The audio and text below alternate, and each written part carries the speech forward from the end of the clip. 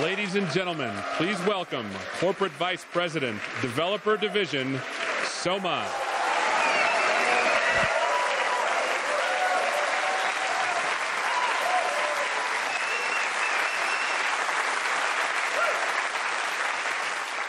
Good morning, everybody. It's great to have you all here today with us to be able to celebrate the release of the next version of developer tools and frameworks from Microsoft. I'm really excited to announce that Visual Studio 2015 and .NET 4.6 are available for you all to download today.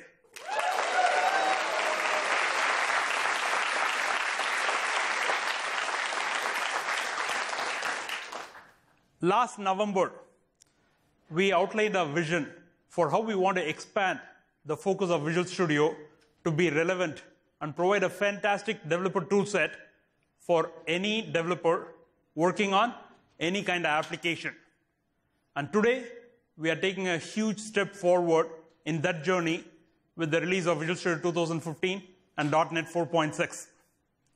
Over the next couple of hours here, we are going to talk to you, but more importantly, show you some of the new capabilities, new features, new functionality that we are delivering in Visual Studio 2015 and .NET 4.6. And we also have a fun session planned for you where you'll get a chance to interact with some of the team members working on Visual Studio and have a sort of fun interactive Q&A session. When I talk about Visual Studio, the first thing that comes to people's minds is it's a full-fledged IDE, an integrated development environment, something that millions of developers from around the world have come to love and use day in and day out. But if you look at what we've been doing over the last several years, we've been steadily expanding the family of Visual Studio products. Visual Studio 2015 is absolutely one part of that family. But take last November, for example. We introduced a new member to the family of Visual Studio that we call Visual Studio Community Edition. Now, that's a full functional, full-featured Visual Studio product that we deliver for free for non-enterprise usage. Earlier this year, we announced Visual Studio Enterprise. Now, that's a product where you get all the functionality and value that you used to get in Visual Studio Ultimate, but at a much reduced price point. In addition to the IDE in Visual Studio, a few years ago, we decided to expand the family in terms of Visual Studio Online, which is a set of services that we deliver from the cloud for a variety of functionality that you care about in a DevOps sense. Whether you're thinking about version control, you're thinking about work item tracking, you're thinking about continuous integration, you're thinking about continuous deployment, you're thinking about instrumenting your application and getting insights and telemetry on how your application is behaving when it's deployed. The whole DevOps set of services that you care about, we are delivering that in Visual Studio Online. More recently, a couple months ago, at Build earlier this year, we unveiled the latest member of the Visual Studio family, which is Visual Studio Code. Now, think about this as a cross-platform development tool that runs on the Mac, runs on Linux, and runs on Windows that you can use to be able to build web and cloud applications. One thing when I talk about or think about the family of Visual Studio products, the thing that always comes to my mind first and foremost is the fantastic momentum that we are seeing among developers in terms of uptake, adoption, usage, and all that good stuff. Just to share some numbers with you in terms of momentum. In the 7 months or so since we launched the Community Edition, we've seen more than 5 million downloads of the Community Edition. That's a fantastic sort of testament to the power and value that developers see in Visual Studio. Today, we have more than 3.2 million registered users for Visual Studio Online. If you look at Visual Studio Code, where we delivered a preview about 2.5 months ago, in the 2.5 months since then, we've seen over 500,000 downloads of Visual Studio Code. These all sort of signify the continued phenomenal momentum that we are seeing for the Visual Studio tool set and the momentum behind the family of products here with developers around the world. And that's always exciting for me, personally speaking. One of the things that we've been talking about for the last several years now, and actually followed through on what we were saying, is how we want to get into a faster cadence where we can deliver value and a more ongoing, regular, frequent basis to our customers. You've seen us pretty much delivering every 3 to 4 months an update to Visual Studio for the last many years. In the last year, we've delivered 4 different updates for Visual Studio 2013. And the more important, at least from my perspective, news is 80% of our Visual Studio 2013 install base of customers are running the latest and greatest update. Along that journey, I'm excited to announce today that Update 5 for Visual Studio 2013 is available for you all to download and start using today.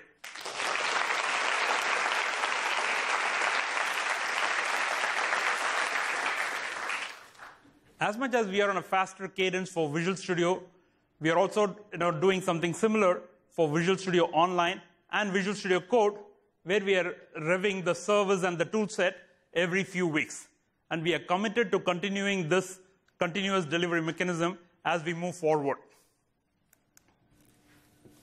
Now, there's a lot of new functionality, new capabilities, a ton of new things that are coming in Visual Studio 2015 and .NET 4.6. What I thought we'll do over the next hour or hour and a half here is focus our conversation along 3 different dimensions. We are going to get a chance to show you some of the innovative, cool, new things that are coming in Visual Studio that is going to enable you to have a highly productive experience when you are sitting inside the IDE.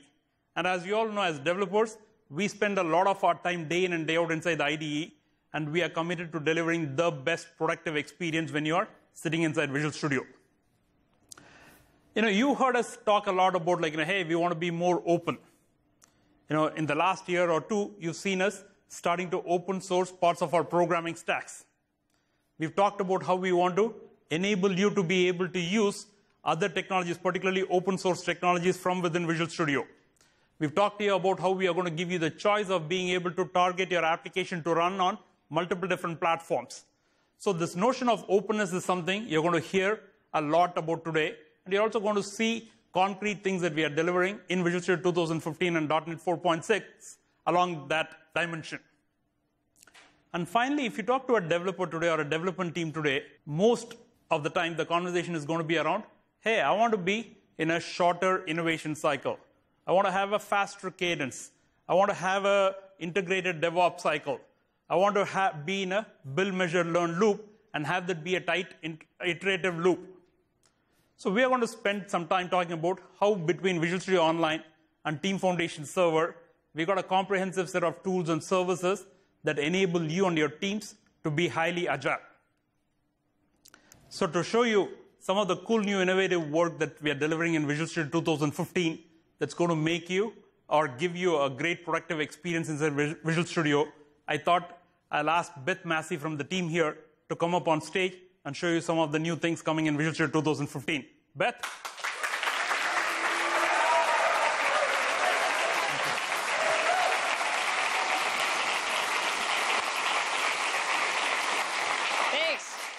Thanks, Soma. So I'm first off going to start showing you some developer productivity features that we added in Visual Studio 2015, as well as some debugging and diagnostic tools that you're going to really make your life easier.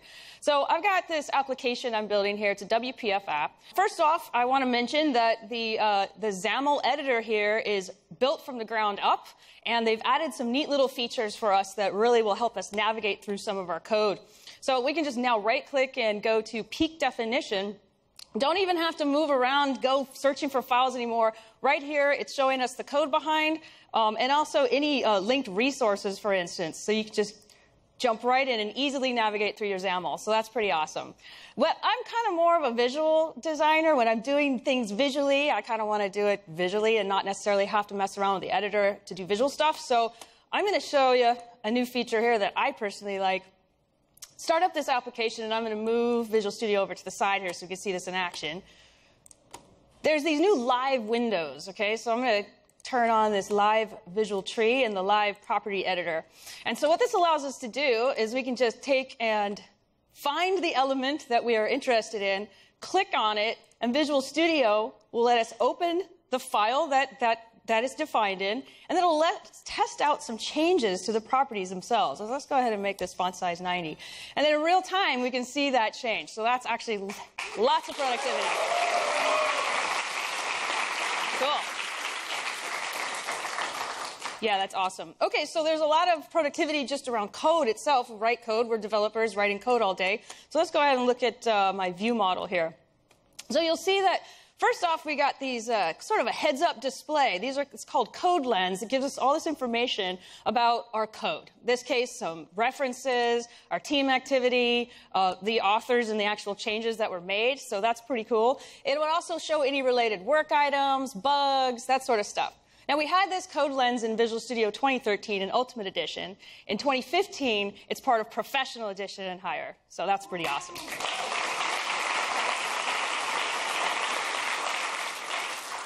So you notice the vehicles were kind of loading maybe a little bit slowly in this application. So I'm going to try and do a little bit performance diagnostics and debugging here. So I'm going to set a breakpoint here right in our get async. This is called out to the service. By the way, I should mention that the breakpoint settings can now be set directly here instead of bothering with modal windows. So that's pretty cool. All right, so I'm going to set a breakpoint there and also set a breakpoint here. And let's fire off the call again just by hitting refresh. Okay, so I'm going to continue. All right, now you'll notice this perf tip here. It's telling me how many elapsed seconds have gone by, milliseconds, right? So how many times have we written code to timer code to time out your statements and stuff? No more. Just hit some breakpoints, set them, run Visual Studio. Visual Studio gives us this perf tip. Now what's cool is you can click on it and it will zero in, it will filter right to that event right here in this diagnostic session that it's been doing. So we can really start digging into the memory usage and CPU usage and that sort of thing. We can take a snapshot, look at the heap, really start making some informed decisions about where we could optimize our performance, okay? So that's really helpful. The other thing we can do, let me just reset the view here. So now we'll see all the events that it's been tracking using IntelliTrace. We can go and we can activate historical debugging. And now you can use your locals, watch windows, that sort of thing to actually debug that point in time. So that's pretty awesome, I think, too.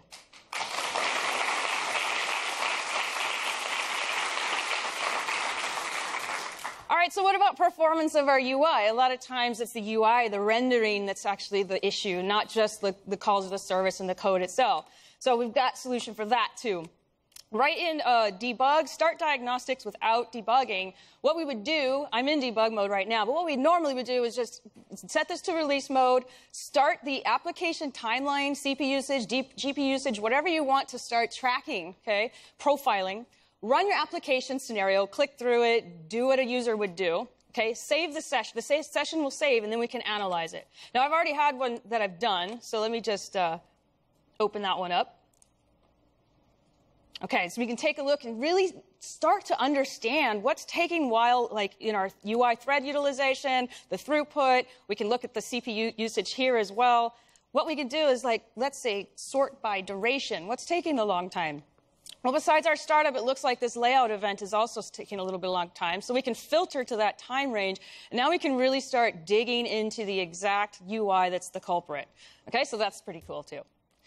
All right, so performance, we probably should go back to taking a little bit of a look about what that service is returning, because I think maybe there's just too much data there or something. So let's go back over to the view model. You notice I'm still sitting in debug mode here. All right, what I want to do is I kind of want to understand the shape of this collection a little bit. I mean, you can drill into it. We could take a look at all the objects and that sort of thing. But what I really want to do is kind of I think we should filter this a little bit. Maybe I can select just some of the elements and just using lambdas, right? So let's go into the immediate window here. If we tried to use this before, it never worked before. And now we're actually providing lambda debugging. So that's pretty awesome. Also works in the watch video. All right, we'll do it in here, too. Yes, it works also in the watch windows as well. All right, cool. Now, I kind of like that. I want to just basically, maybe we should just return the rating of the vehicles that are higher than 3. So I kind of dig that. So I'm going to just go ahead and do that. Oh, I don't want the select piece of it here. Yep, I'm editing right in debug mode here. I'm going to just go ahead and put this where clause in here. Continue. Hey, there we go. Okay.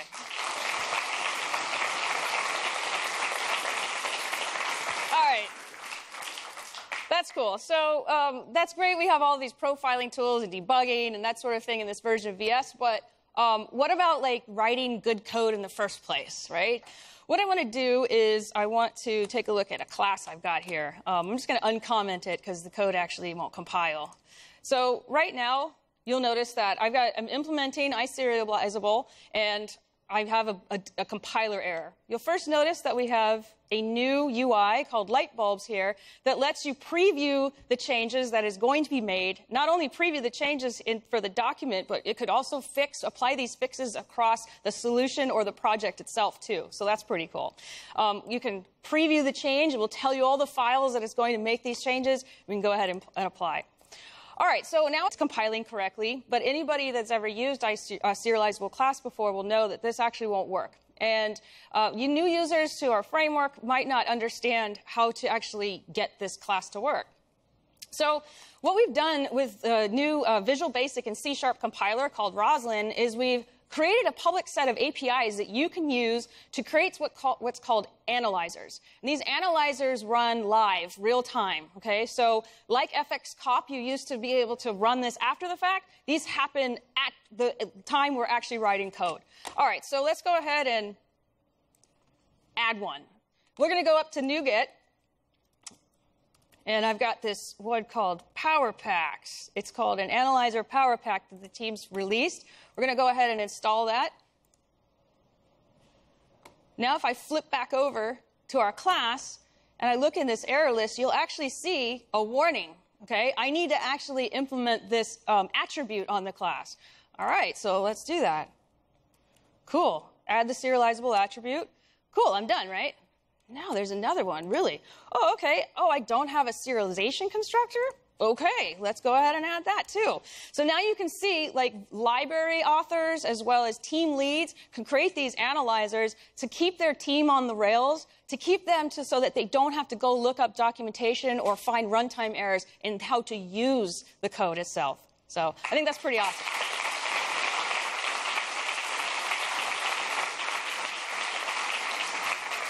There are a number of analyzers on GitHub. The community has created some, and Roslyn itself is open source as well, so go check it out on GitHub. Thank you very much.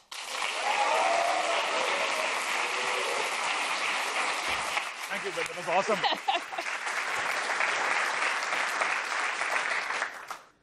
What Beth got a chance to show you is just a little bit of a little sliver of all the great things that are coming in Visual Studio 2015. Hopefully, you'll get a chance to download it and try it for yourself. I don't want to take a step back and talk to you about how we think about application development and what we think it means to developers. Now, you heard us talk about this consistently now, where we say that, hey, it's a cloud-first, mobile-first world. And when you look at that world through that lens, the one thing that jumps out at you is the fact that developers today want choice. On the client side or on the mobile side, they want a choice of being able to target any and all mobile platforms and mobile devices and mobile form factors that exist. On the back end, people want the choice of being able to run their applications in either a public cloud environment like Azure or in a private cloud environment. They want the choice of being able to run on either Windows Server or Linux. They also want the choice of what programming language and programming stack that they want to be able to use to build their applications and run their applications. So everywhere you look at, it's choice, choice, and more choice. And we have really internalized this as we built Visual Studio 2015 and .NET 4.6 to really give you, the developer, the choice that you want as you think about building modern applications in a cloud-first, device-first world. But before I go into the specifics, let me use this opportunity to talk to you about a particular customer. Now, the reason I get excited about this particular customer is because they sort of symbolize what it means for a customer to live in a world of devices and services. The particular customer in this case is somebody who's got over 450 million raving fans around the world. The business they happen to be is soccer. And the customer here is Real Madrid. I have a short video clip to show you what the customer is doing in terms of their journey towards devices and services. So can we roll the video, please? We live in a world of mobile technology. But it is not the device that is mobile. It is you.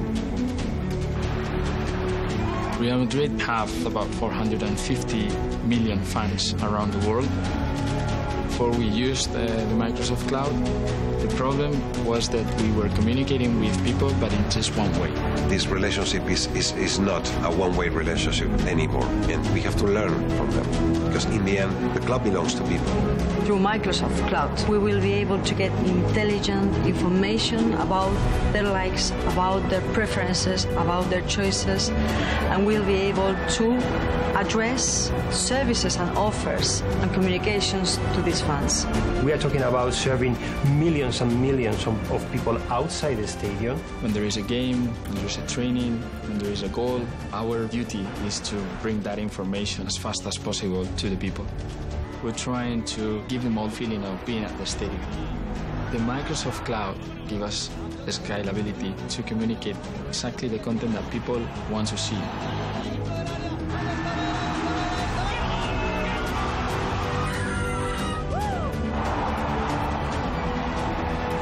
Microsoft Cloud allows us to establish a relationship that is more personal, is more direct with the fans. Now the opportunities that we have in front of us in the infinite.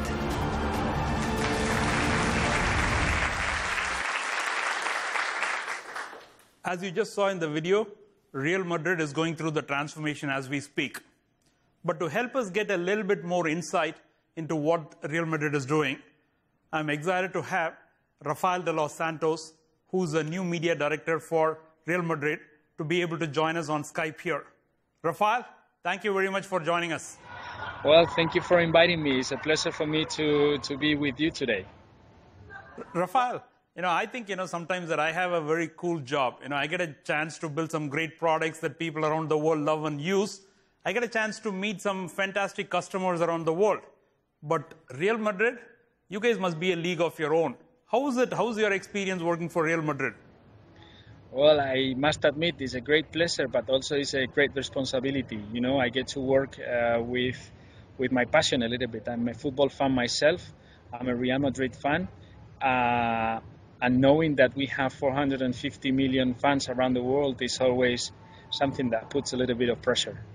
But it's great. Every time I'm with my friends and we speak about jobs, mine is always on the top tier. Right. The fact that you guys have more than 450 million raving fans around the world, and more importantly, you guys are the most successful sports club that exists in the world. Are your challenges any different than what you think other customers might be going through? Not really. It's pretty much the same. It's about knowing your customer. In our case, our customer is our fan. So everything we build, everything we do is the intention and the final goal is to deliver what the customer is looking for. So that's pretty much like in any other company. Got it. In terms of how you can better connect or engage with your fans around the world, how do you think about that? What are the key things that come to your mind around that? Well, pretty much what we're doing now is that we're basing the development of our digital strategy in 3 pillars. One is knowing the customer, so that is the reason why we are building a digital platform that allows us to get information from the customer from every single point of contact that the customer, the fan in this case, have with us, whether it goes through the web, the app, the online store, any of the contact that he is maintaining with Real Madrid. The second thing is the platform that allows us to deliver the content. This is the video platform, the OTT that we're building, that will allow us to get the content to the fan in the way the fan wanted, regardless whether the fan is located in Spain or is located in Singapore or in South America, and regardless whether he is consuming this content through a surface or is doing it through a phone. And third, and this one is very important, finally, the app, which is basically, we think mobile is first, and the application is the key contact that we are using to engage with the fan at last. Great.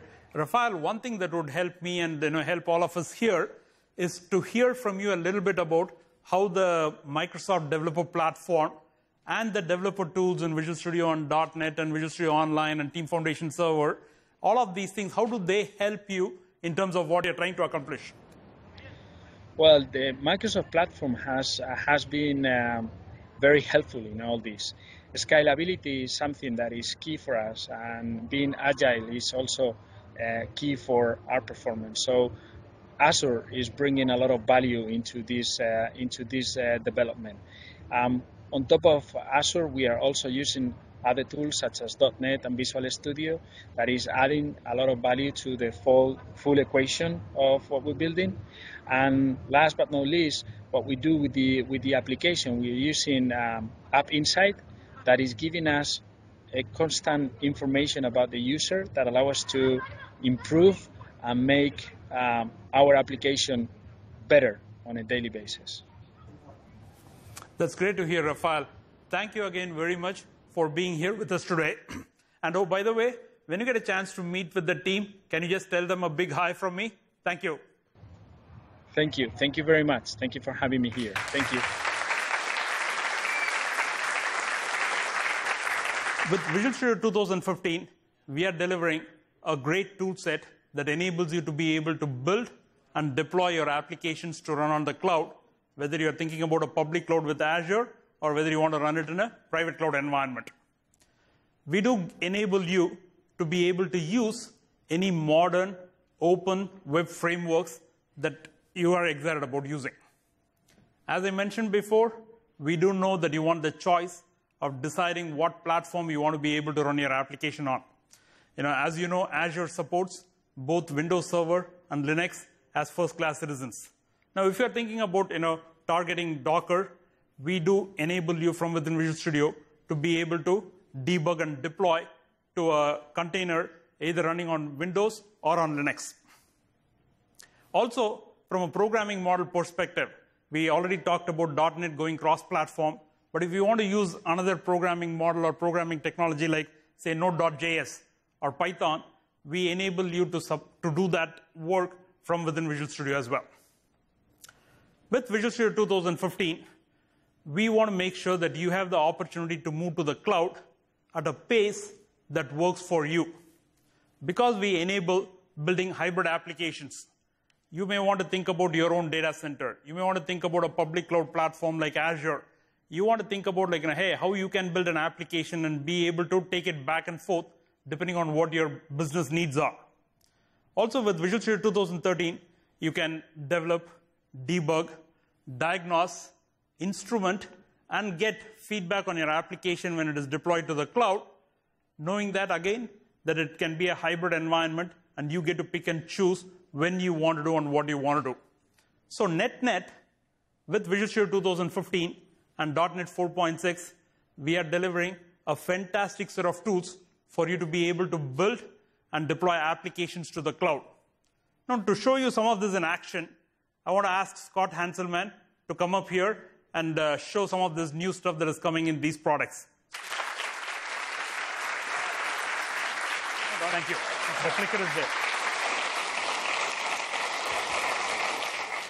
Hi, friends. Thank you very much for that smattering of applause. So let's talk about what we're doing here today. We've got ASP.NET. ASP.NET 4.6 is happening. It is RTM. That is announced. .NET Framework 4.6 RTM. Visual Studio 2015 RTMing. And important to remember how much of this is open source. We've got to feel really good about that accomplishment. There's so much going on in open source, and making that happen is really, really exciting. I'm going to show you a bunch of cool stuff that we're doing in the web right now with all of these products. So let's take a look at Visual Studio 2015. And right now I am inside of an ASP.NET 4.6 application. And I'm looking at some of the things that are going on around web forms developers. Web forms developers with .NET 4.6 have got a lot of cool stuff like asynchronous model binding, great support for Roslyn and C# 6-isms. We've even put in things like HTTP2. So for example, if I go and hit Control F5 and bring this up in Microsoft Edge and then hit the F12 tools, let's look at the network sniffer here. And you'll see that we're serving HTTP2 when appropriate from our ASP.NET application, this web forms app. And then We can even do things like low-level push promises around HTTP2. So you've got a lot of control there. On the MVC side of 4.6, we've added in Roslyn support. So you can see that we're doing things like null conditional operators. We've got conditional catch. This is hot. I like being able to do this. So I can say try catch when a particular thing is the case. And then things like auto properties and getter only properties. All of that happening today. You get that in web forms. You get that in MVC. Everyone who's doing stuff with ASP.NET 4.6 gets to use C#6 and Roslyn in production. It's happening.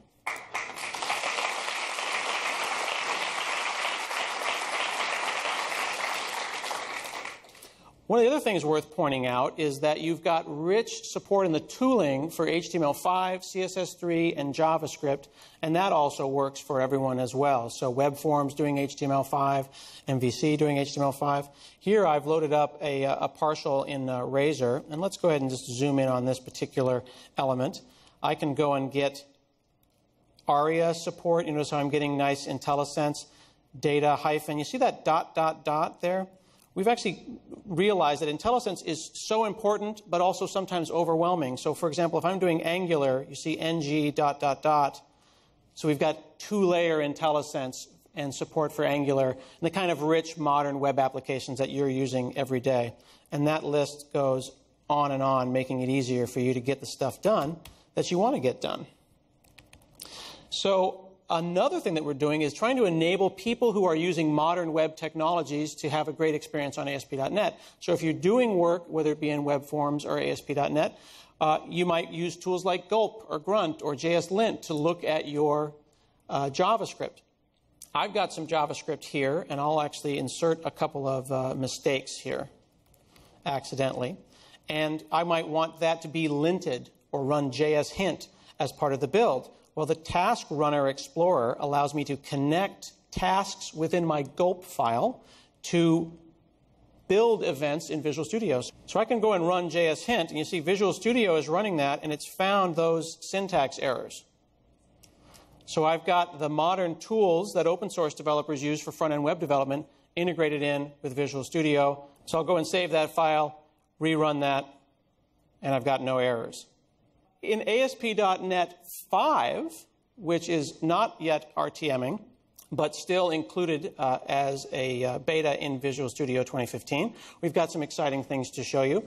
Like, for example, here, this home controller in this MVC application, you notice it says public class controller, but it doesn't actually derive from anything. It doesn't implement anything. These are controllerless controllers. I've actually got a plain old CLR object, a POCO object, that is itself a controller simply because it ends in the name controller. This gives people a lot more flexibility without having to be bound to a particular base class or an interface. So that is a nice feature of MVC. Additionally, MVC and Web API have been merged such that an MVC controller and a Web API controller are the same thing. That's built. See, that kind of stuff, it matters. It matters. Notice also that there's no default constructor here. We've got iCarrier repository being passed in. There's no default constructor. How does this get made? How does that dependency get met? Well, dependency injection built in, baked in by default in ASP.NET 5. So iCarrier repository is part of a scoped dependency. And you can see all of my dependencies being put into one location here. So you can use our IOC container right out of the box, or you can plug in a popular open source tool like AutoFac if you like. It's all about choice, and it's all about pluggability. And you're going to get that out of the box with File New Project with ASP.NET 5.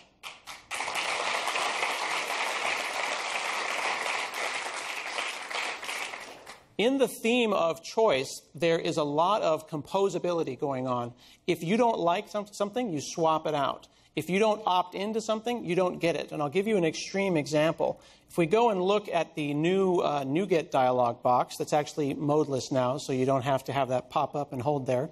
It's just another tab in Visual Studio. One of the things we have installed is the ability to serve static files. That might seem like a silly thing, but you want to be able to swap out pieces that you don't necessarily want. So if I go and hit uninstall You'll notice over here on the right-hand side, it's going to be synchronized. I hit uninstall, I hit OK, and now this says restoring, and now it's disappeared from that right-hand side.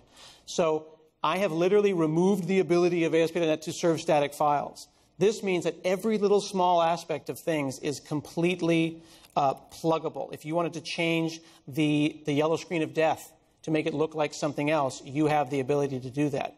Aspects of ASP.NET that were never swappable before are now swappable. You can make those changes at the command line. You can make them in a text editor. You can make them in Visual Studio. You notice right there, I just brought it back, and it's automatically synchronized. So that's hot, too. One of the other things in the discussion around choice that we want people to have is the ability to deploy ASP.NET anywhere. And that means not just Windows, not just Azure, where it's going to work best, but also to Mac, Linux, but maybe a Docker container. And that's what the .NET Core framework is all about. I want to be able to, say, right-click and hit Publish and see choice. So here are some of the choices that you see in Visual Studio when you say Publish. Yes, publish to Azure Web Apps, but you notice here with the coming soon Docker extension to Visual Studio, the ability to go directly to a Docker container in a Docker virtual machine. I could go and put this on a file system. And what I'm going to do here, I'm going to take this USB key here and I'm going to publish out to this file system. And then we're going to take that and put it on another machine. So I'm going to start that publish now. And then while that's going on, let's switch over to the slides here and just get a sense of what's going on. .NET Core 5 runs on Windows, Linux, and Mac, which means that I could be a Windows developer using Visual Studio, having a great experience writing ASP.NET, or I could take that application, run it on Linux, run it in Docker, develop on a Mac. I've got choice at every step of the way. Let's switch back over here. I'm going to take this USB key out of this PC. I'm going to switch over to this Mac, and I'm going to plug that in. This is OS X here. We're going to connect this disk to the Mac, and I'm going to open up a new terminal, and we'll go over to the Mac. So I am on the USB key now. We have not copied anything local here. And I'm going to go and I can use Visual Studio Code if I wanted to, and I can edit these. I can get IntelliSense, but what I'm going to do is actually just run this. I'm going to say DNX using the .NET execution environment, taking the project that I was just working on my PC and start it up on my Mac. I'm going to bring up Safari, and I'm going to hit localhost because I'm running that. There you go. So there is my ASP.NET 5 app running on .NET Core 5 on this Mac, and that's pretty hot. But wait. While I appreciate your applause, I think, though, that seeing the same exact thing and Visual Studio Code running in Ubuntu is also equally cool and deserving of applause.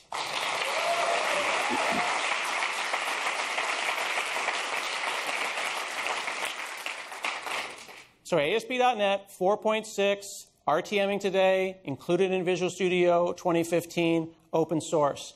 ASP.NET 5, coming soon. There's a beta in the box. We'll have an update on the web dev blog about the exact schedule around the release of ASP.NET 5. And you've seen ASP.NET 5 running on both the Framework 4.6 and, in this case, .NET Core 5 on Mac, on Linux. Visual Studio 2015 is giving us the promise of any app, any developer, any platform. Thank you very much. Thank you, Scott. That was great, man. That was great. Thank you.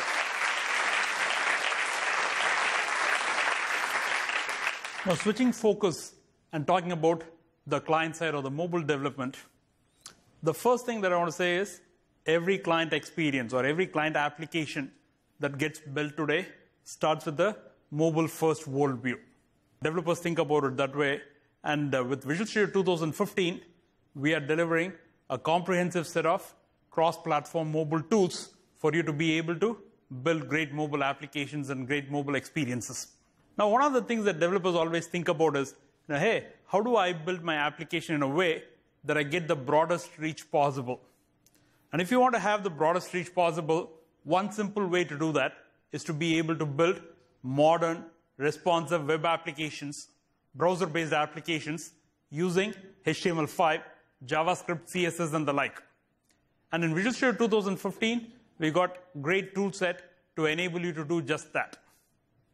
Now, on the other hand, if you want to be able to build an application that looks like and feels like a native device application, and you still want to use web technology, standards web technologies, you can do that with Visual Studio 2015, taking advantage of the underlying Apache Cordova platform. We work very closely with the Apache Cordova Foundation to make sure that we got great tools that you can use to build applications that run natively on devices. Now, if you're a .NET kind of person, particularly if you're excited about the richness, the power, the productivity that you see in .NET, and you want to use .NET, you can do that and be able to build universal Windows applications targeted at the entire ecosystem of Windows devices, starting from the desktop to mobile devices and to some of the newer form factors, including HoloLens. Now, if you want to take your .NET application and extend its reach to other platforms, including iOS and Android, between what we are delivering in Visual Studio and .NET and what you get with Xamarin, you have everything that you need to be able to build applications, not just for the Windows platform, but also to extend the reach of your .NET application to iOS and Android. So net-net, Visual Studio 2015 gives you a comprehensive set of tools for you to be able to build cross-platform mobile applications. Now, to show you a little bit of how these tools work in Visual Studio 2015, let me ask Amanda to come up here. Amanda?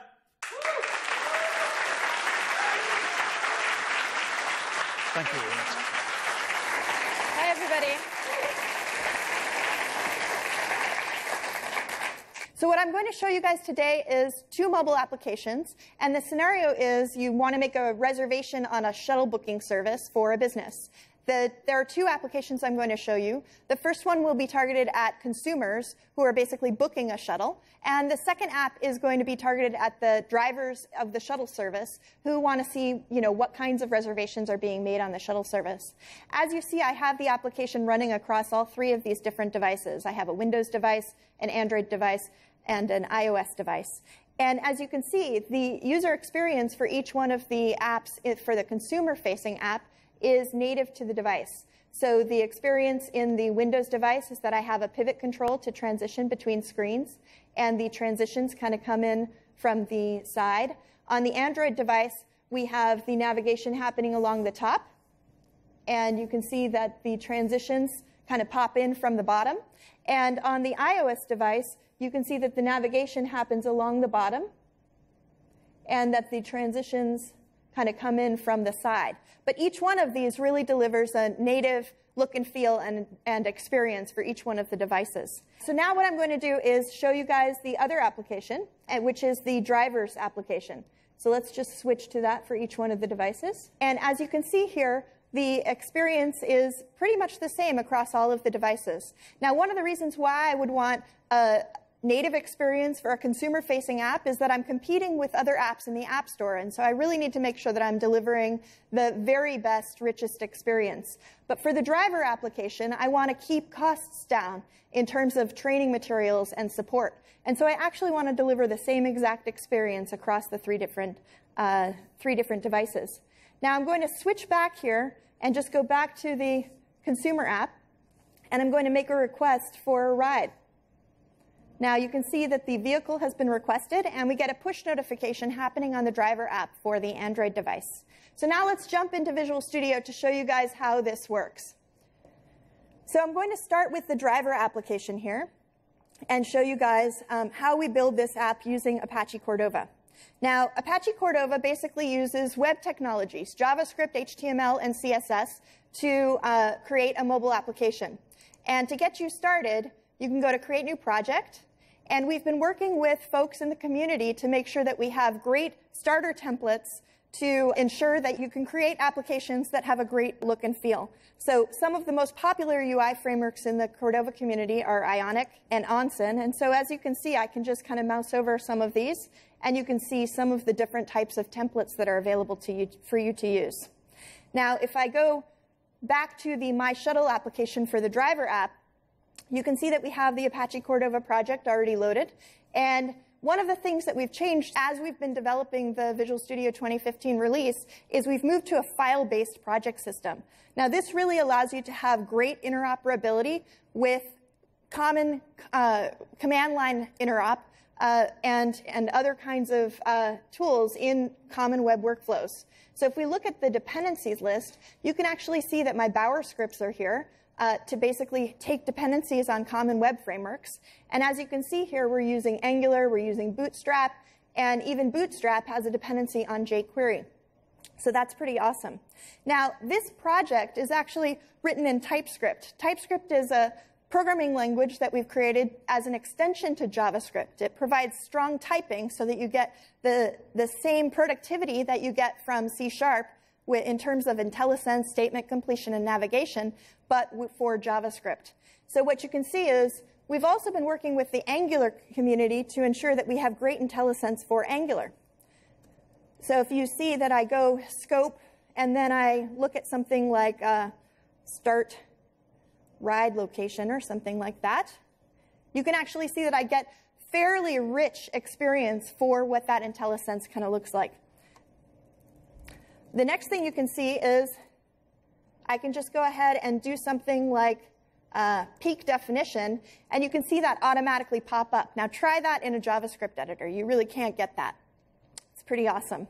So now the next thing I'm going to show you is to go into NPM, and you can see that in addition to using common web frameworks to create my Cordova application, I can also use common tools and preprocessors and task runners. So as you can see here, I'm using Gulp, I'm using Bower, etc.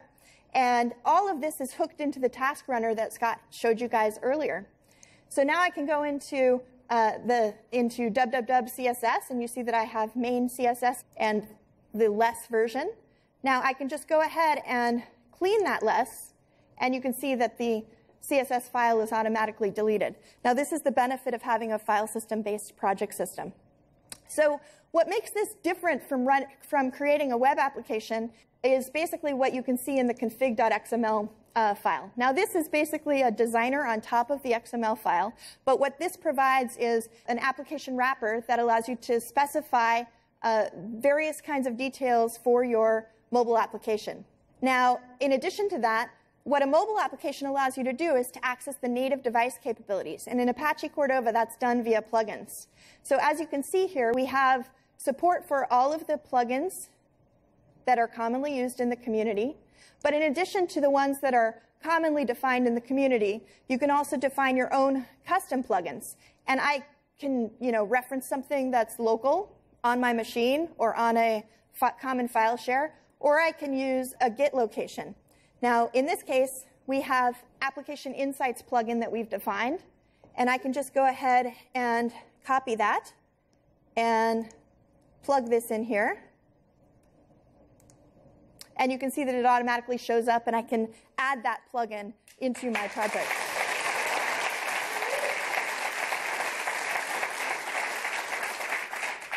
Now, I've already installed this plugin along with a number of other plugins. So the next thing I'm going to do is show you guys a little bit of the debugging experience. So since we announced last fall, we've added a Visual Studio emulator for Android, which I have running right here. And as this is building and deploying the application, I want to show you guys a few additions that we've made to the emulator in the meantime. So if I bring this up, you can actually see that we have a bunch of different new features for the emulator, including things like location paths. I can actually specify the GPS location for my device so that I can actually simulate the experience of traversing a particular path along a map. Now, after we have started this application, we can see that Visual Studio starts in a debug mode. And I can go to the debug windows and open the DOM Explorer. Now, let's just minimize this so I can see the emulator side by side. and I can use the select element to select this element right here. Now let's just close those additional tools so we can see it side by side. Now that I've selected this, I'm just going to change this to be purple so that you can see it. And then I'm going to change what it says by editing as HTML, and I'll say no rides. And you can see that that automatically updates. So that's pretty cool. You get a very, very live experience for interacting with the application. So now I'm just going to close this emulator and stop debugging, maximize this. And this time I'm going to deploy to an iOS device. So I'm going to deploy to a remote device. Now what this is doing is it's actually connecting to a OS X box that I actually have right here underneath the stage. And it's basically packaging up the application, sending it to that remote build agent, and then deploying it to this device. If we go to the output window, we can see it progressing. So it's actually uploading the build request payload to that OS X device. So now we can see that the application has actually been deployed. Visual Studio gets started in the debug mode again. And if I go ahead and click Start Service and click Start, then we will actually hit that breakpoint.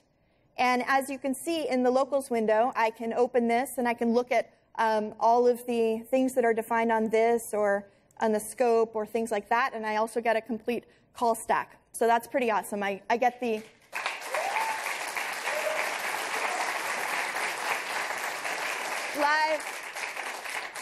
the great live debugging experience against either an emulator that's running locally on my machine or on a tethered device that's either an Android or an iOS device.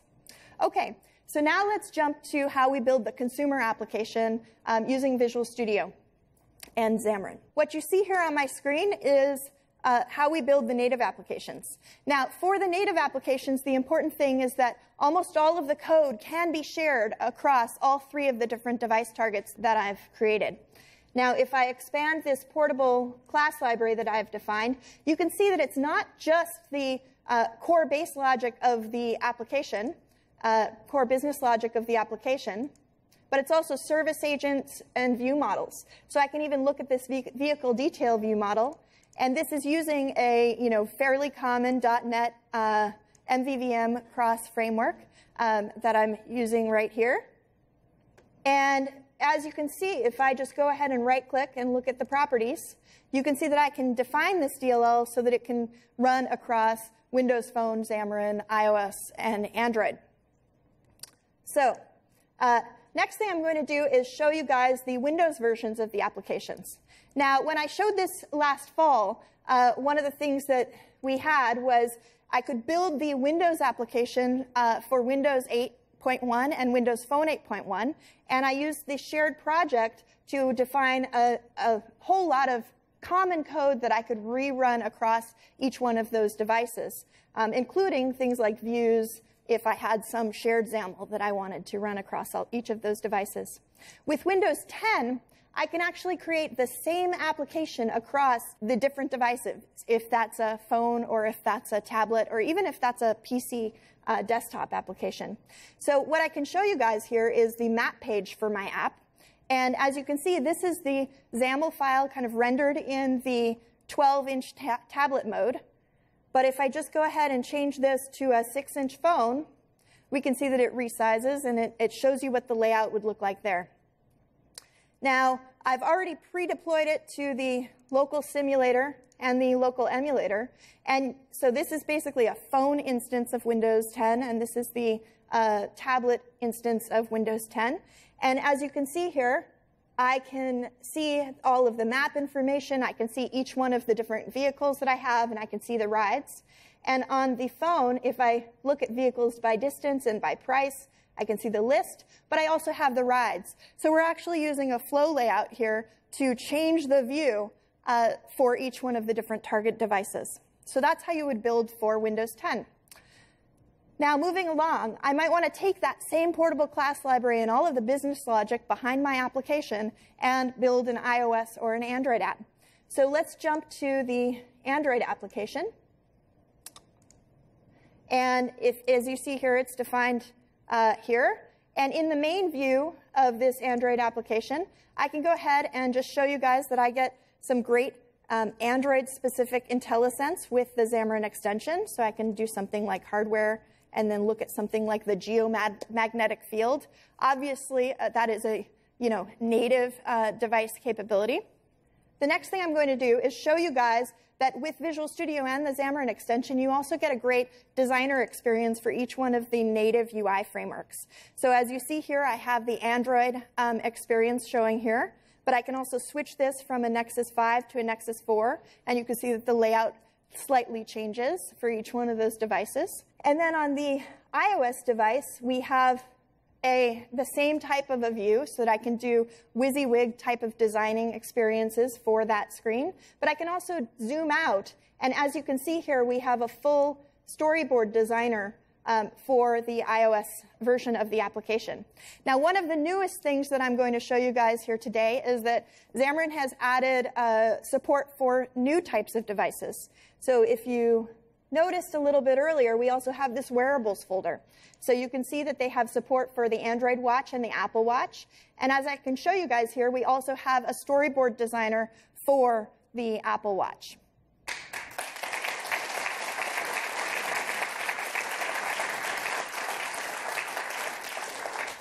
So I've been working on a little bit of an enhancement to this application. And if we jump to another instance of Visual Studio, I have an instance that's using cross-platform C++, which is also a new addition to Visual Studio 2015, so that I can build core components. Maybe they're authored in OpenGL or other types of things that can be deployed across each one of the different device targets. So in this case, we are using OpenGL. And I've already deployed it to this Android emulator. And what you'll see here is that if I pick this and then I request the car, you can see that I have an OpenGL little splash screen as the vehicle has been requested. What I really wanted to show you guys here is that the emulator actually supports OpenGL rendering as well.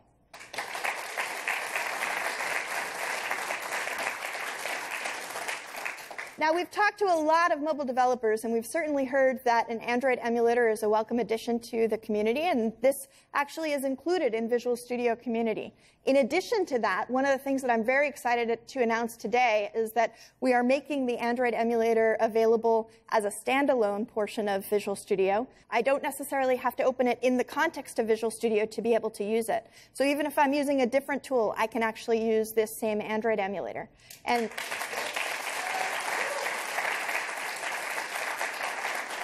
as you see here, I have a shortcut to that, and I can just go ahead and open it, and you can see I can create various configurations for each one of the different types of devices that I want to be able to emulate. And we also have support for Lollipop API version 22, so that we're kind of keeping up to date with the latest versions of Android. So thank you very much. Thanks. Thank you, Amanda. It was great. Thank you.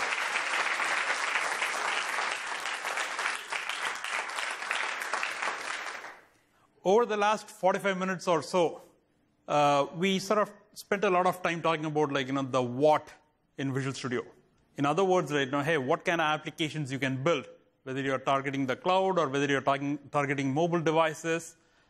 We talked a lot about, some of the new things coming in Visual Studio 2015. Now what I want to do is switch focus and talk a little bit about the how. Every developer, every development team is wanting to live in this sort of modern world where development and operations come together in an integrated way. They want to be able to have shorter innovation cycle, go to market fast, be able to get feedback, and have this continuous development, delivery, feedback mechanism in place where they can sort of iterate in a fast way. With a Team Foundation Server 2015 and Visual Studio Online, we got a compelling set of DevOps services for you and your teams to be able to operate in a highly agile way. Now, to drill into some of the specifics of what we are delivering with Team Foundation Server 2015 and Visual Studio Online, I want to ask Brian Harry to come up here and share with you and show you some of the new stuff that's coming in. But before I do that, there is one more customer story I thought I would share with you. Now, this is a customer that is a little bit near and dear to not just my heart, but hopefully to all of your hearts as well. And the customer in this particular case is the Visual Studio team itself. As much as we talk about DevOps, faster innovation cycle, continuous delivery, continuous integration, continuous feedback, we operate that way inside the Visual Studio team as well. So here is a short video clip for you that sort of gives you a little bit sneak peek into the development and what happens inside the Visual Studio team. Can we roll the video, please? Visual Studio started in 1996 as a way to bring all of our development tools into a single integrated development environment. You fast forward to today, Visual Studio has grown significantly, whereby today we have millions of developers around the world using Visual Studio day in and day out. Now we're using the DevOps methodology to build the entire product. Making it much faster for developers to get their hands on products, usually even quarters, and now even moving to a month-to-month cadence where you get real-time feedback and you get to change the direction of the product much faster than you would have before. We completely reorganized the way the team works. We moved everybody into team rooms of 10 to 12 people, all focused around solving a problem. Our approach really focused a lot on ensuring the teams had full end-to-end responsibility for what they were working on. They own their own backlogs, they own the engineering of their features, and then they ultimately own delivery of those features, and they own it in production as well. That means that there's a lot more accountability and responsibility and pride in what we're creating. We've made all these changes to help our customers build innovative software. We're taking their feedback, we're adding it into the product, and then we're giving them the tools they need so they can build great software. It's really about continuous development, continuous integration, continuous deployment, and continuous feedback. And we're taking both the quantitative data and the qualitative data together to really understand what the customer experience really is. Understanding who your customer is, understanding what problems they have, and how you're going to help them solve them, and then following the product all the way through into the customer and making sure that it in fact does solve their problems. By open sourcing .NET, we really wanted to accelerate the ecosystem around .NET. And now, our entire product from start to finish is actually developed completely in the open on GitHub. As you're checking in code, that code is being checked in publicly. People can actually see our check-ins every day, so you can actually see our progress in real time. That kind of changes the entire culture. You realize there is a large and vibrant ecosystem that wants to work with you and collaborate on code. Hack culture is changing the way we build our software from the ground up. If we want to build the best product, we have to be the customer. We have to be the person that's using the product. And what better way to actually do that than use Visual Studio to build applications? Now it's really about how quickly can we learn, and sometimes that means failing fast and not being afraid to try something, realize it isn't actually what you intended for it to do, and change course really quickly. One of the coolest things we've done at Microsoft is provided hackathons both across the company and within the developer division. Anybody that wants to try an idea can now try an idea. Visual Studio 2015 is a fantastic release. Download it, start using it, give us feedback, and more importantly, get involved.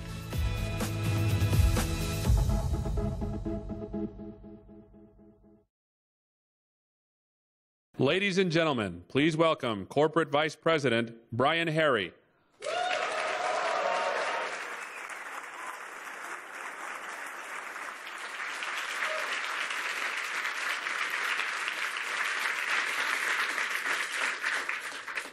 Thank you very much. It's great to be here.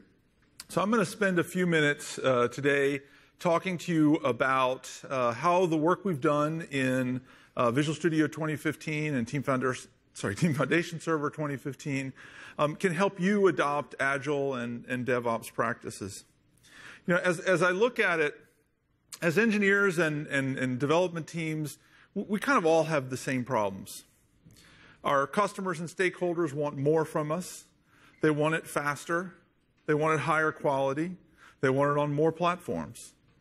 And technology is changing crazy fast. I mean, every month there's a new framework, there's a new tool, there's a new process, and we're constantly learning. We're always crazy busy, and we always feel behind. So how do we cope with this? How as developers do we deal with this craziness in our lives?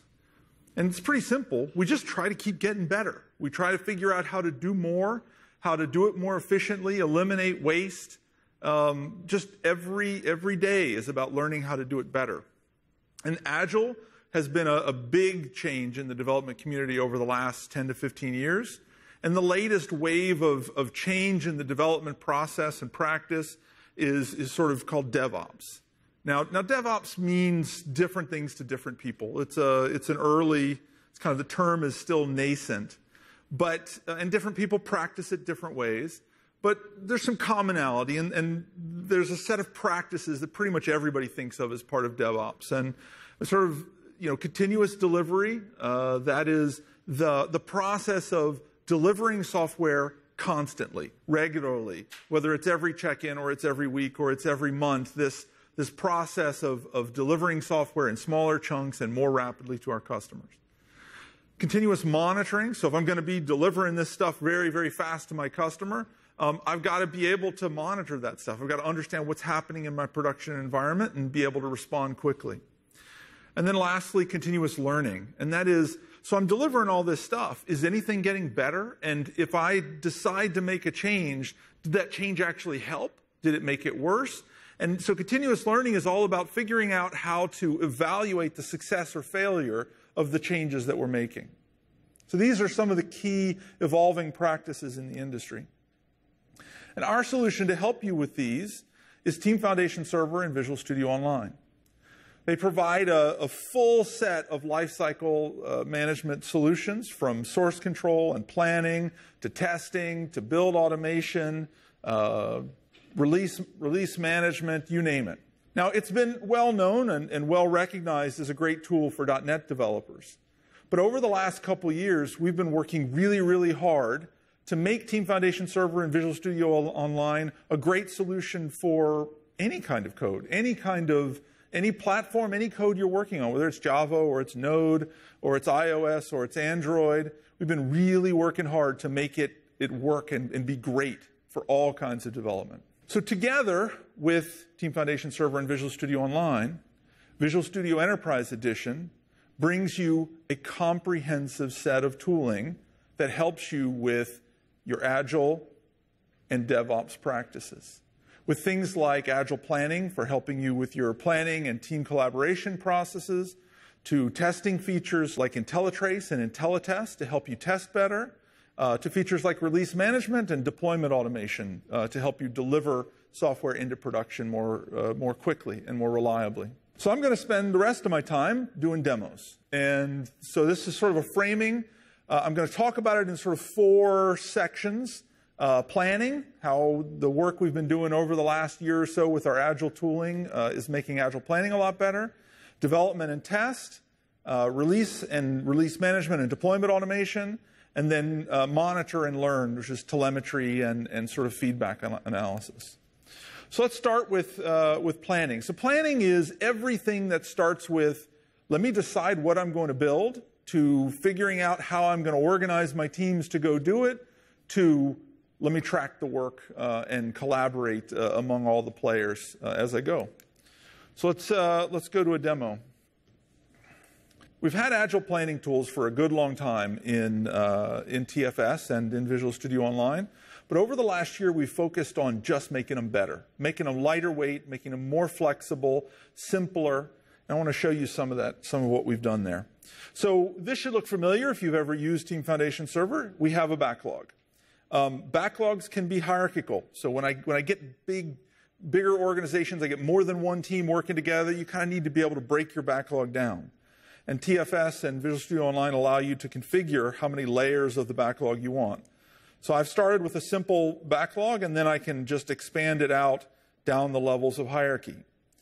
Now, what's new about this is it used to be, if I wanted to modify my backlog, I always had to go to the flat list and modify. I could visualize it in the tree. We fixed it so that now you can do everything in the tree. So if I just want to come in here and add a new task, I can say a new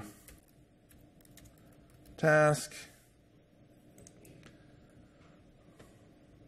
That shows up immediately where I put it.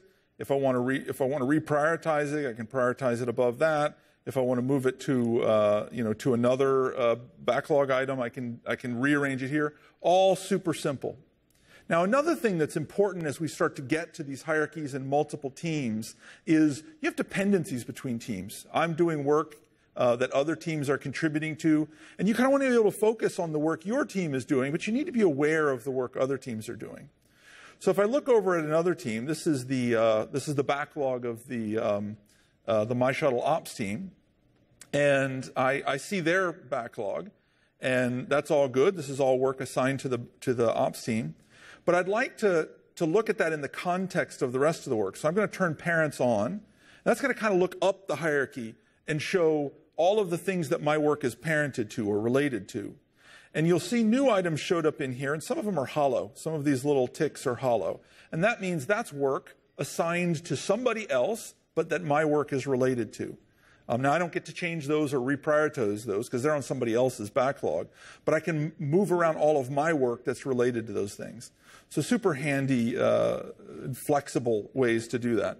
Now, that's cool for the backlog, but increasingly what we're finding is people like visual ways of managing their work. And the backlog is good, and it's a great way to manage my list and prioritize it, but people like boards. People like the ability to visually see what they're doing.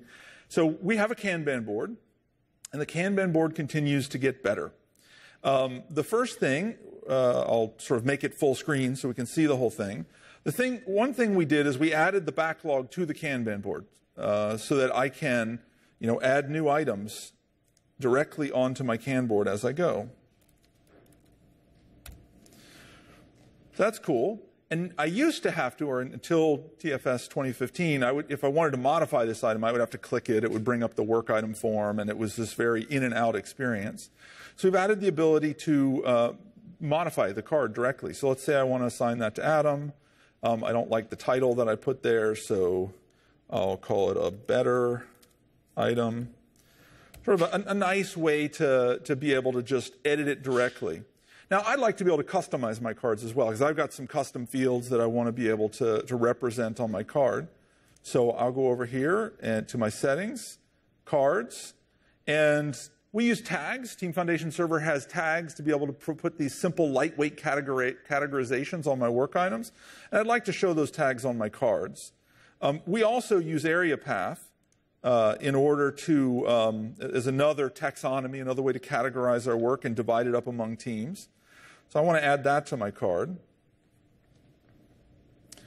So I do that, and now they're here. And in fact, they're right editable on the card, just like all the other fields. So super easy to build a board that looks just like I want and has the data on it that I want. Now, a Kanban board, sort of the structure of a Kanban board is it's a view of work as it progresses through stages. So each column, I've got a new column, a development column, approved, ready, and done. Okay? And as work completes, it moves across the board. But in Kanban, it's supposed to be a pull process. So it's not like I get done with it and I push it on to the next guy. It's rather I get done with it, I mark it as ready, and the next guy pulls it when he's ready. Okay? And in order to do that, I need the ability to sort of, in a given stage, say approved, I need the ability to differentiate between work that's in progress versus work that's finished and ready to be pulled. And so we've added this hierarchical columns capability to have doing and done subcolumns for any given column that you have. Further, I can, just like I can customize the card, I can customize the columns. I can add new columns. So,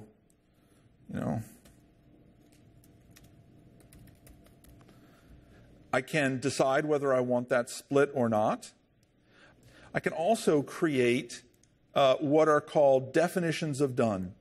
And a definition of done is sort of a communication to the team that says for work in this part of the process to be considered complete, here are the set of checklists. Here's the things you have to do in order to call it done. So this is a nice, simple markdown editor that allows me to define definition of done for each column. And if I go back, we can see that right here. And the definition of done for the approved column is right here. And I can see the definition of done for the ready column here with some nice, rich formatting based on Markdown. Now, the next thing in Kanban is, okay, I've got this bunch of work that I'm managing through this process from beginning to end. But sometimes I'll have different categories. And the most common that I see is what's called, in Kanban, the term is expedited work. And that is, it's sort of emergency work or break-fix work. I've got something that needs to get done really fast, and it can't sort of just wait for somebody to pick it up out of the long list of stuff that's there. So Kanban has a notion of called swim lanes. And a swim lane is a section of work. Here I've got two. I've got development and operations. And so let's say I want to just add another swim lane. So I will add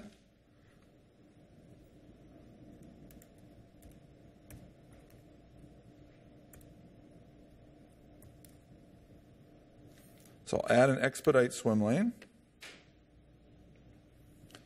and take, my new item and put it over in expedite. And then as that work gets done, it moves through and I can track that set of work independently of the broader set of work. So a bunch of options to make it simpler, more flexible, and work the way that you want to work. Now, sort of one last thing I want to talk about with respect to working the way you work is let's say there's a religious debate among people how bugs should be thought of in the development process. Should they be thought of backlog items that are scheduled at the beginning of a sprint? Should they be thought of tasks that are associated with a backlog item? Should they not be on the backlog at all and they should just be treated as part of the normal work process? We stay out of that debate.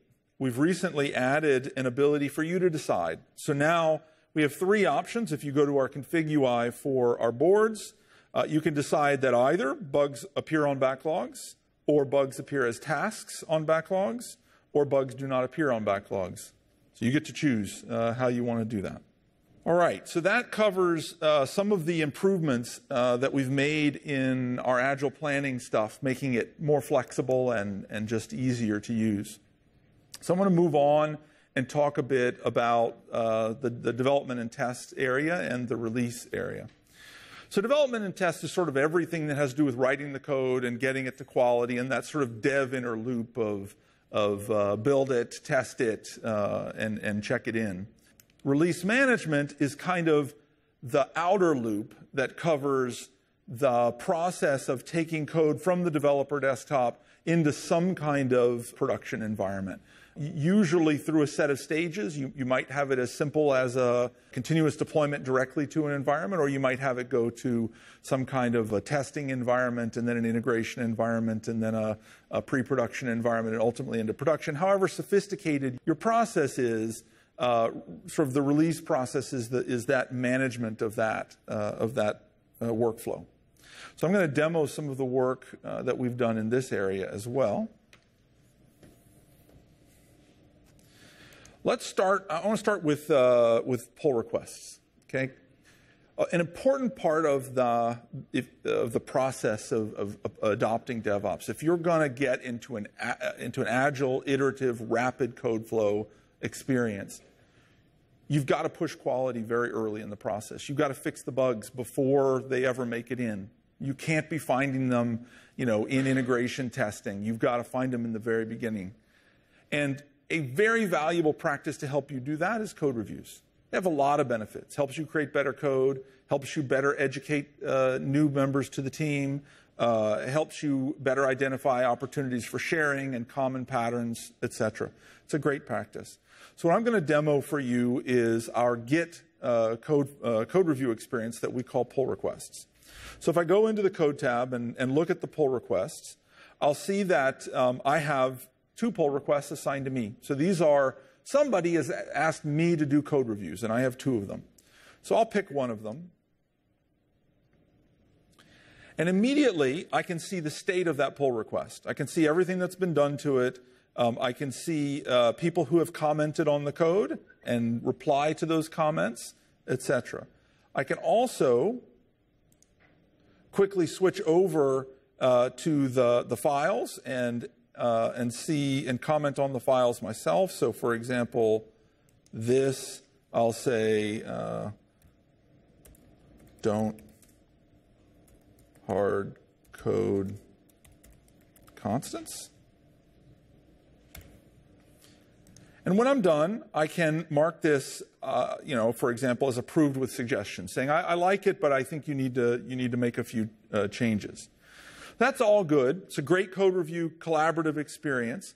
But in order to sort of control the quality of code, you sometimes want to be able to put gates in place that say, hey, I want to make sure you do a code review, or I want to make sure certain things happen before that code gets into the release branch. So we've introduced another new capability that we call branch policies. And one of those branch policies is a code review requirement. So I can, for example, say every push to this branch requires a code review. I might also say, for instance, that, by the way, if it happens to be the iOS code, then I really want to make sure Adam reviews it. So I can make sure specific people review parts of the code. And then lastly, I might want to make sure before it gets into the branch that it builds, that some basic tests are run, that static analysis has been done, and that it passes some basic hygiene. I can say that, hey, pull requests for this branch require a build and the following build definition, and that build definition can then automate all of that validation. All right, so that's branch policies to help me control code into the branch.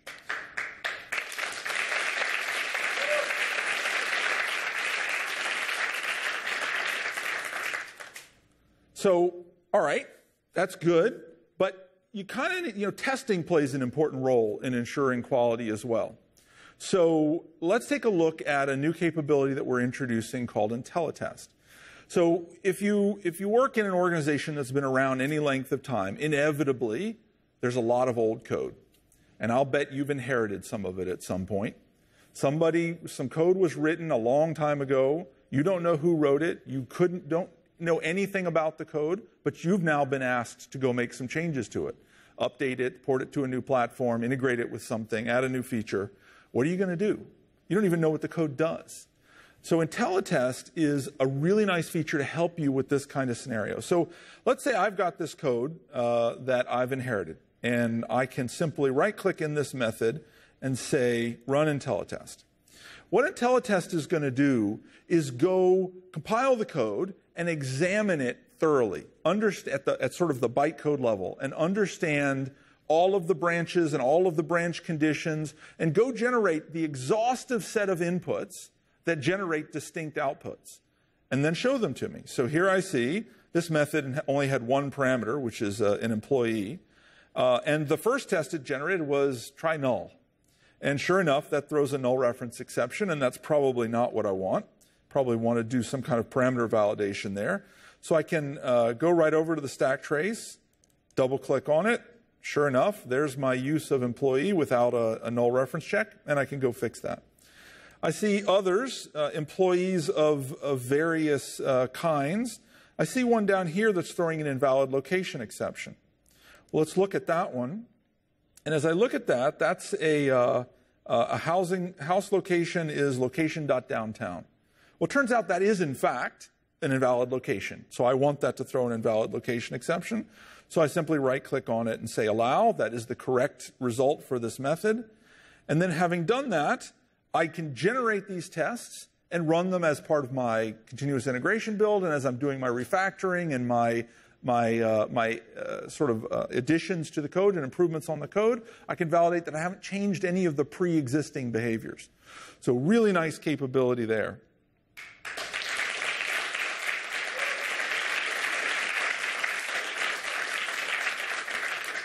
All right, so the next thing, another very important part of driving quality early in the process is continuous integration. I need to drive sort of build and integration and validation as part of every check-in and as close to the developer editing as I can. To do that, a build system is a very important part. And we have been working on on a significant upgrade to our build system as part of TFS 2015. And so let me show you a little bit about it. Let's look at the My Shuttle continuous integration definition. And the first thing to note is in the build system pre-2015, you had to go into Visual Studio to go edit the build definition. We've now added the ability to edit the build definition in the web browser, so you can do it on any platform from anywhere without having to pull up Visual Studio. A build definition is super simple. It's just a set of tasks. And here I've got a build definition with 4 tasks: MS Build, Visual Studio Test, a machine copy, and a PowerShell script. I simply fill in the parameters for each of those tasks. I can reorder the tasks if I want to change the order things happen in. And I can add new tasks out of a catalog. Which brings me to the second interesting characteristic of our new build system, and that is it is very pluggable. And we've built a bunch of tasks for a bunch of different things. We've published the source to most of them on GitHub, and we encourage the community to contribute and help and build more tasks. So to give you some examples, for building, we've got Android support, Ant, Gradle, Gulp, Maven, Xamarin, you name it. Lots and lots of stuff. Now that's just for build. Lots of stuff you want to do in your CI pipeline. You probably want to test.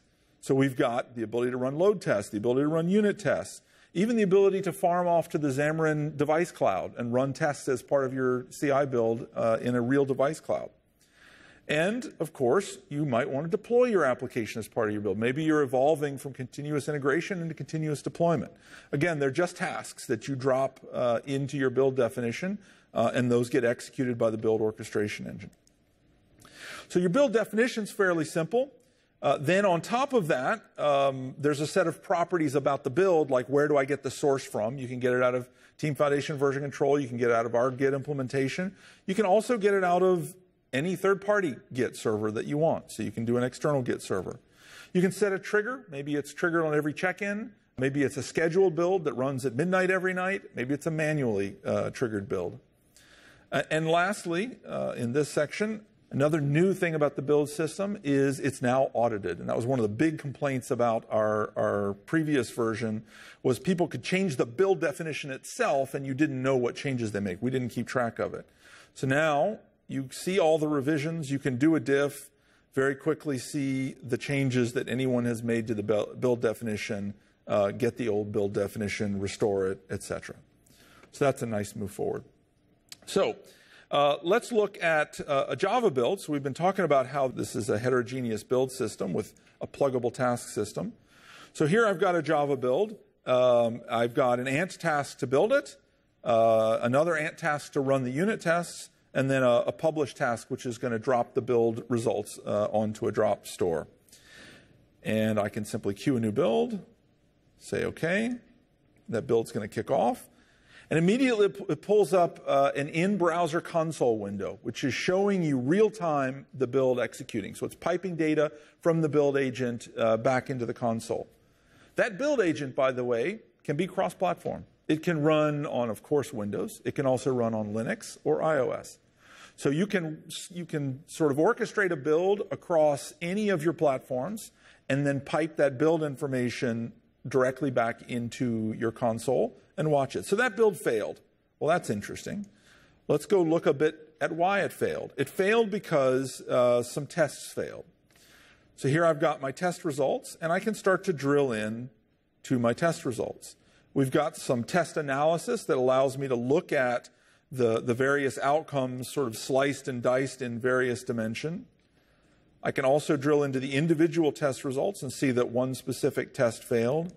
I can double click on that, get the error message and stack trace, and from here directly create a bug, assign it to somebody, and have somebody go fix that. So a very nice integration of testing into the CI build and then an ability to do some test analysis and farm those bugs out to people to get fixed.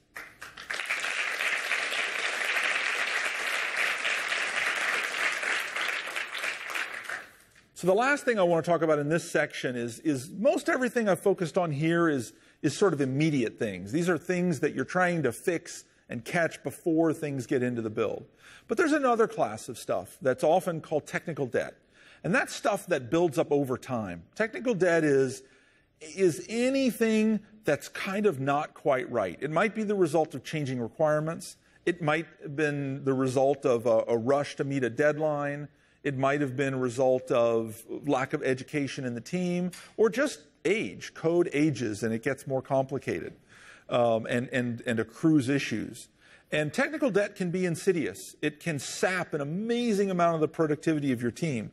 So being able to track it, understand it, and work it off is incredibly important. Well, there's a very popular tool for that in the open source community called Sonar. And it's very popular in the Java community. It hasn't been so popular in the .NET community because, quite honestly, it didn't work that well for .NET. It's very good for Java, good for Node, got some Ruby support, got a lot of stuff. .NET was weak. So we've been partnering with SonarSource, who makes SonarQube, to go, for one thing, build some absolutely great .NET support for it. And the .NET, we've helped them with Roslyn and helped them hook the Roslyn rules into their system, helped them write some new rules. Very happy with how that's going. And then we've also been doing integration with our build system. So the builds that I've been running are running Sonar analysis and piping that into the SonarQube. So let's just look at a few of the things in the SonarQube. So you get basic analysis of the code. How much code do you have? What type of code is it? How much is churning, etc. You get things like code complexity analysis, code duplication analysis. How much cut, copy, paste code do I have wandering around in my code? I get static analysis, so I can drill in very quickly and see all of my static analysis issues. From here, I can farm them out and assign them to people. I can also do deltas over time, so I might want to see over the last 30 days, over the last year, am I getting better or worse? So, here my static analysis issues have gone down by 17 over the last 30 days. That's good. There are policies you can apply to do things like, you know what? I got a lot of technical debt, and there's no way I can work it all off right now. It's just too big a hill to climb. But I sure would like to not get any worse. So let's apply a policy that says, I'll accept the debt that I have for now, and I'll gradually work it off, but I'll prevent anybody from committing new debt, new static analysis warnings, etc. So very powerful tool that's now great for .NET and getting deeply integrated with Team Foundation Server and Visual Studio Online.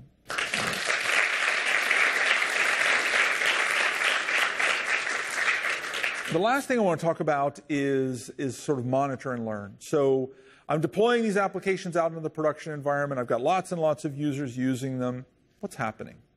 Is the application crashing? Is it performing well, or is it slow as snot? Are the users successful? Are they finding the app? Are they getting done what they're supposed to be getting done? How do I know? These are very important questions to be able to answer to make sure you're iterating and building an app that your users love. So we have a capability called Application Insights, which I'm going to demo, that helps you with that precise problem.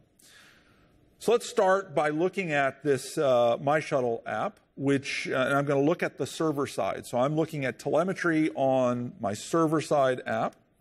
So I have here some basic look at things like server response time, browser page load time, server requests, and errors. And I see there are some errors in my app. So let's go drill in on some set of those errors.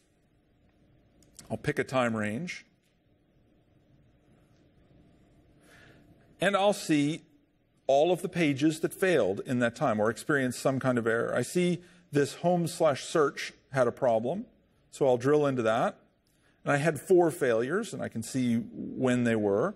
I can drill in very quickly to one of those failures to see what happened with that failure. And from here, I get details on the exception and on the request. And I can drill in on the exception, and I can get a stack trace. Well, that's cool. So now I sort of have very quickly gone, I have this app in production, and I don't know what's happening, to, hey, I'm getting this exception. Here's a stack trace. Now I need to figure out why that's happening. So I might want to sort of pivot on that and say, okay, I've now identified a specific event that I care about.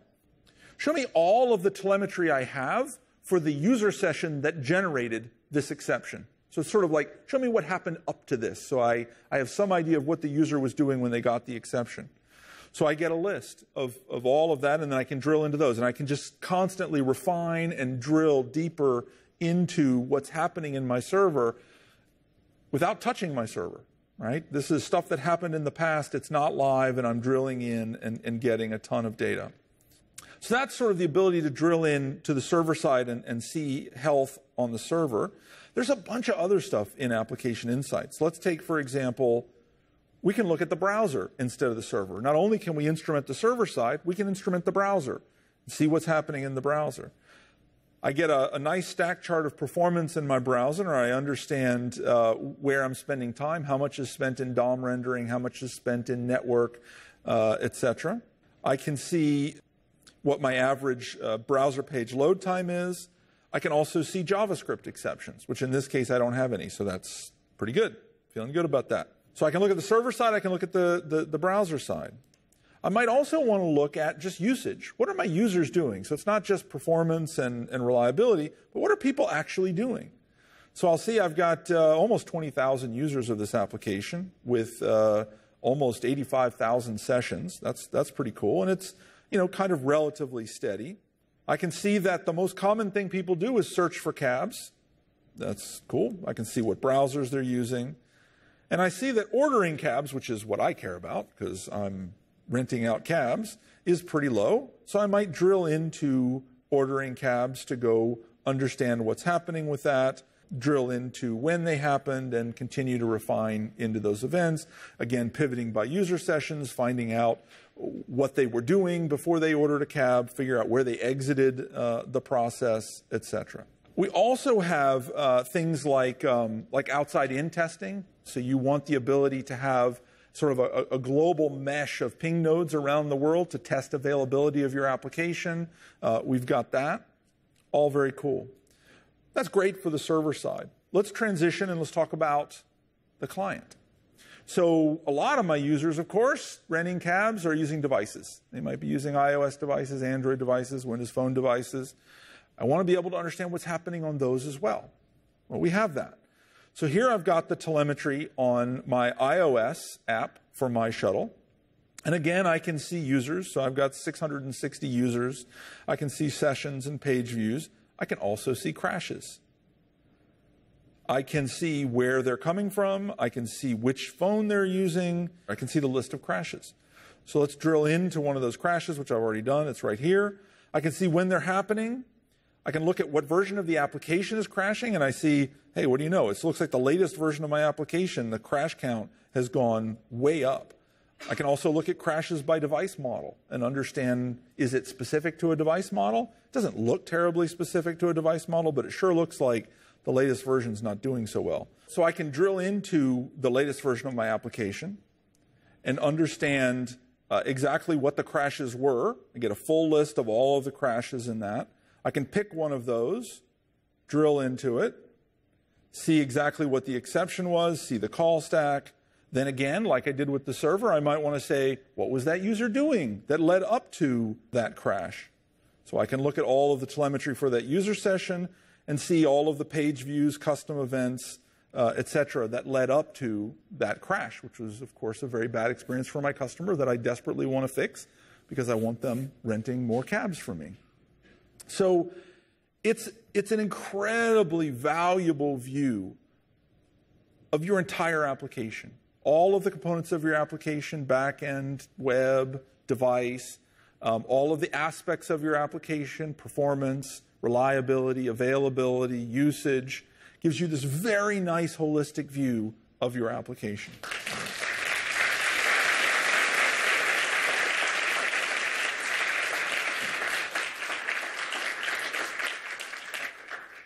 So that's the end of my demos. And as I said, Team Foundation Server and Visual Studio Online provide kind of the set of tools that enable you to make your life easier, to deliver more, deliver faster, deliver higher quality, and make your customers happy. It was great talking to you all today. Thank you very much. I'm going to turn it back over to Soma to wrap everything up.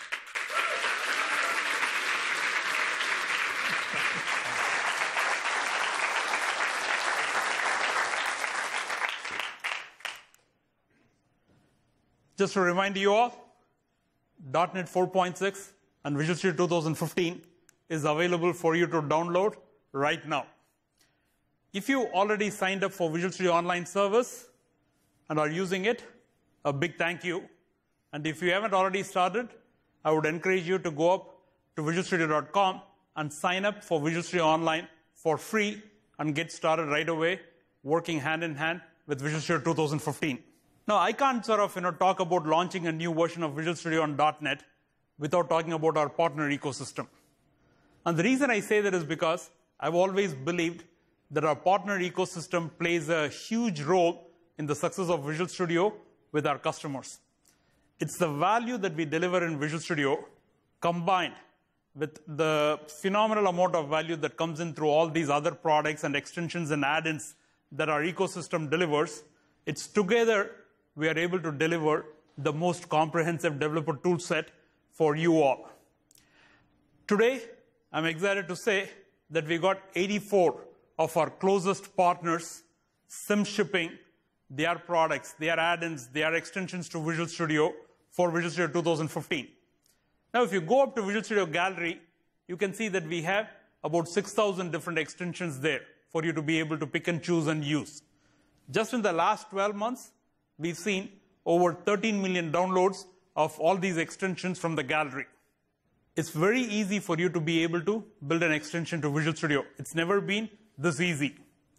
If you want to think about building an extension to Visual Studio Online and our Team Foundation server, we got some new extensibility mechanisms in place whereby it is very easy for you to do that through just a consumption of a simple REST API. Or if you want to do some web UI integration to be able to integrate some new capabilities and features, you could do that as well. So extensibility is easier today than ever before.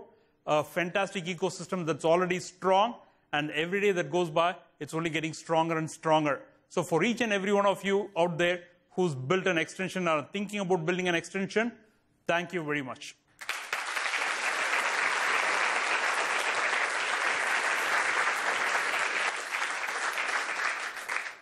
In closing, I do want to thank you all for being here with us today to celebrate the launch of Visual Studio 2015 and .NET 4.6. I also want to take this opportunity to thank those of you who've been along with us on this journey as we built Visual Studio 2015 and .NET 4.6.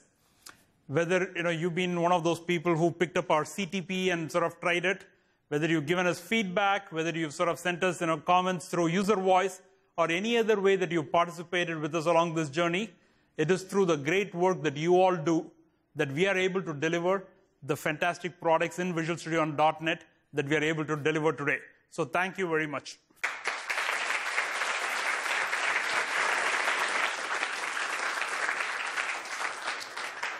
As I mentioned earlier, we got a few more interesting, exciting things for you today.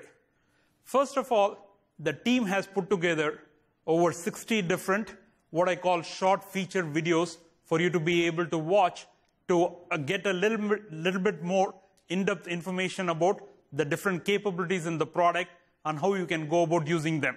And I would encourage you to watch them whenever you get a chance. But before you all start watching those videos, there's one other fun thing that we planned for you here. What we did was we took several members of the team and we put them in a room and said, hey, go build a real-world application. And they spent many days working through that.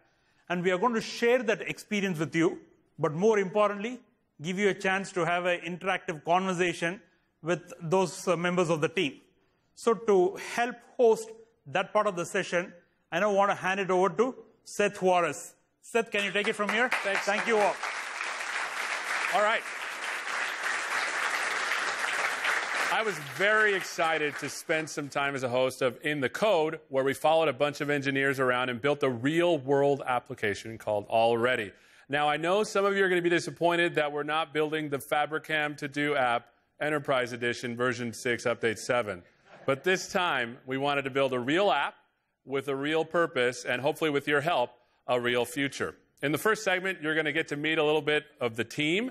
We're going to see a little introductory video on them, and then we're going to get the project leads up to have a live Q&A with them. We're going to follow that up by showing how we use VSO to keep us on task, how we use Visual Studio to build the web application and the mobile application, and how we use Azure throughout the process. It's pretty exciting, and we're mostly excited that we've collaborated with the Humanitarian Toolbox to make it open source. So it's actually up there on GitHub. Please collaborate with us and work on it. All right, so let's get started and have a look.